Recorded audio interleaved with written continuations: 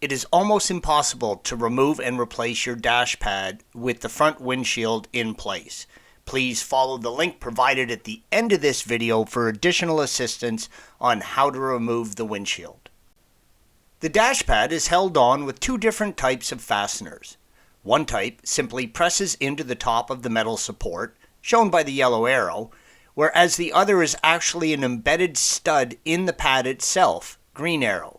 If you are performing this for the first time, the most difficult part of the job is figuring out which fastener mates to which hole.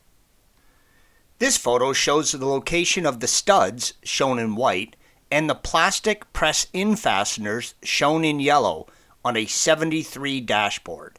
Various changes occurred throughout the years, but for the most part, most of the fasteners have remained in the same place. Use this photo as a guideline for where to look for the studs that hold your dash pad onto your car. Thanks for watching. Be sure to subscribe to our channel and check out another video in this series.